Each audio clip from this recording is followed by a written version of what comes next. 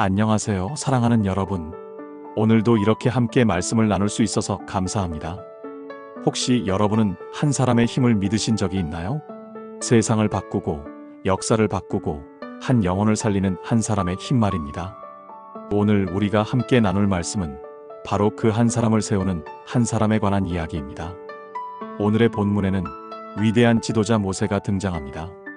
그런데 그 모세가 세워지기까지 하나님께서는 4명의 평범한 사람들을 사용하셨습니다. 이들은 특별한 능력이나 권력을 가진 사람들이 아니었습니다. 그저 하나님의 손에 붙잡힌 평범한 한 사람들이었죠. 여러분, 우리도 그런 한 사람이 될 수 있습니다. 아니, 되어야 합니다. 오늘 말씀을 통해 하나님께서 우리를 어떻게 사용하기 원하시는지 함께 발견해 보시기 바랍니다. 본론 1. 사랑의 사람. 먼저 한 사람을 세우는 사랑의 사람이 되어야 합니다. 모세의 부모를 생각해 보십시오. 그들은 레위 지파에 속한 평범한 부부였습니다. 그런데 그 시대는 어땠습니까? 바로 왕의 잔혹한 칙령이 내려진 때였습니다. 모든 히브리인의 남자 아기는 나일강에 던져야 했습니다. 상상이 되십니까? 갓 태어난 아기를, 내 품에 안긴 따뜻한 생명을 강물에 던져야 하는 그 고통을 말입니다. 그런데 성경은 이렇게 기록합니다. 모세의 부모는 아기를 보고 아름답다, 사랑스럽다, 좋다고 느꼈습니다. 히브리어로 토브라는 단어입니다. 이것은 단순히 외모가 예쁘다는 뜻이 아닙니다. 이 아기가 특별하다는, 이 생명이 귀하다는, 하나님께서 주신 선물이라는 깊은 사랑의 마음이었습니다. 여러분, 한 사람을 살리고 세우는 데는 사랑이 필요합니다. 돈으로 사람을 변화시킬 수 있습니까? 권력으로 사람의 마음을 움직일 수 있습니까? 엄격한 규율이나 명예가 사람을 진정으로 변화시킬 수 있습니까? 아닙니다. 예수님을 생각해 보십시오. 예수님께서 우리를 변화시킨 능력은 무엇이었습니까? 바로 십자가의 사랑이었습니다. 조건 없는, 값없는, 끝까지 포기하지 않는 그 사랑 말입니다. 죄인 되었을 때에 그리스도께서 우리를 위하여 죽으심으로 하나님께서 우리에 대한 자기의 사랑을 확증하셨느니라고 로마서 5장 8절은 말씀합니다. 우리가 예수님을 따라 진정으로 사랑을 줄 때 그 사람은 변화될 수 있습니다. 여러분 주변에 한 사람이 있습니까? 그 사람을 사랑으로 바라보십시오. 판단하지 말고, 정죄하지 말고, 그저 있는 그대로 사랑하십시오. 그것이 한 사람을 세우는 첫걸음입니다. 본론, 이 용기의 사람. 두 번째로 한 사람을 세우는 용기의 사람이 되어야 합니다. 모세의 누이 미리암을 기억하십니까? 그녀는 많아야 10살 정도의 어린 소녀였습니다. 작고 연약하고 아무 힘도 없는 아이였죠. 그런데 이 소녀가 한 일을 보십시오. 바로의 딸 애굽의 공주가 강가에서 목욕을 하다가 갈대 상자에 담긴 아기 모세를 발견했습니다. 공주 주변에는 시녀들과 호위무사들이 가득했을 겁니다. 그 위엄과 권세 앞에서 평범한 어른도 떨었을 것입니다. 그런데 10살짜리 소녀 미리암이 어떻게 했습니까? 그녀는 용기를 내어 공주에게 다가갔습니다. 제가 히브리 여인 중에서 유모를 한 사람 불러올까요? 얼마나 담대한 행동입니까? 만약 공주가 화를 냈다면? 만약 거절당했다면? 하지만 미리암은 하나님을 의지하면서 할 수 있는 최선을 다했습니다. 여러분, 한 사람을 세우기 위해서는 용기가 필요합니다. 하나님께서는 우리에게 안전하고 편안한 길만 걷기를 원하지 않으십니다. 때로는 사람의 눈으로 볼 때 불가능해 보이고 무모해 보이는 상황에서도 하나님의 시각을 가지고 담대하게 발걸음을 내딛기를 원하십니다. 어린 다윗을 보십시오.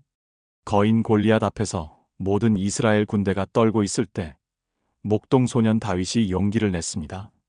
너는 칼과 창과 단창으로 내게 나아오거니와 나는 만군의 여호와의 이름으로 내게 나아가노라. 싸움의 아마추어가 프로 전사에게 맞선 것입니다. 세상 사람들은 미친 짓이라고 했을 겁니다. 하지만 다윗이 하나님을 위해 용기를 냈을 때 하나님께서 다윗을 위해 일하셨습니다. 시편 18편 29절의 고백처럼 말입니다. 내가 주를 의뢰하고 적군을 향해 달리며 내 하나님을 의지하고 담을 뛰어넘나이다. 오늘 여러분에게 필요한 용기는 무엇입니까? 복음을 전할 용기입니까? 잘못된 것에 맞설 용기입니까? 상처받은 사람에게 다가갈 용기입니까? 두려워하지 마십시오. 하나님께서 함께 하십니다. 본론 3. 긍휼의 사람. 마지막으로 한 사람을 세우는 긍휼의 사람이 되어야 합니다. 네 번째 사람은 놀랍게도 바로의 딸 애굽의 공주였습니다. 생각해 보십시오. 그녀는 히브리인의 원수였습니다. 그녀의 아버지가 바로 히브리 아기들을 죽이라고 명령한 장본인이었습니다.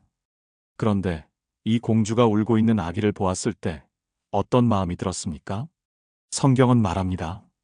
공주는 그 아기가 히브리 아기인 줄 알았습니다. 당연히 아버지의 명령대로 죽여야 했습니다. 하지만 공주는 그렇게 하지 않았습니다. 우는 아기를 보며 모성애와 긍휼한 마음이 일어났기 때문입니다. 이것은 인간적으로 설명할 수 없는 일입니다. 원수의 자식을, 그것도 죽이라는 명령이 내려진 아기를 살리고 키우기로 결정한 것입니다. 이것은 하나님께서 그녀에게 특별한 은혜를 베푸셨고 주체할 수 없는 긍휼의 마음을 주셨기 때문이라고 밖에 설명할 수 없습니다. 예수님께서 마태복음 9장 13절에서 이렇게 말씀하셨습니다. 너희는 가서 내가 긍휼을 원하고 제사를 원하지 아니하노라 하신 뜻이 무엇인지 배우라. 하나님께서는 우리의 종교적 열심보다 긍휼을 원하십니다. 예수님을 보십시오. 예수님은 목자 없는 양처럼 고생하는 사람들을 불쌍히 여기셨습니다. 병든 자를 고치시고 죄인을 용서하시고 소외된 자를 품으셨습니다. 그 긍휼의 마음으로 영혼을 구원하셨습니다. 우리는 예수님의 긍휼을 닮아야 합니다. 판단하기 전에 긍휼히 여겨야 합니다. 정죄하기 전에 이해하려고 노력해야 합니다. 외면하기 전에 손을 내밀어야 합니다. 그것이 바로 한 사람을 세우는 긍휼의 마음입니다. 그 결론. 사랑하는 여러분, 하나님께서는 사랑과 용기와 긍휼이 풍성한 사람들을 통해 위대한 지도자 모세를 준비시키셨습니다. 평범한 네 사람이 하나님의 손에 붙잡혔을 때 역사를 바꾸는 놀라운 일의 도구가 되었습니다. 이제 질문합니다. 여러분에게 한 사람은 누구입니까? 하나님께서 여러분의 마음에 생각나게 하시고 품게 하시는 그 한 사람을 떠올려 보십시오. 가족일 수도 있고, 친구일 수도 있고, 직장 동료일 수도 있고, 이웃일 수도 있습니다. 아니면 아직 만나지 못한 누군가일 수도 있습니다. 솔직히 고백합니다. 우리는 사람을 세우고 변화시킬 아무런 능력이 없습니다.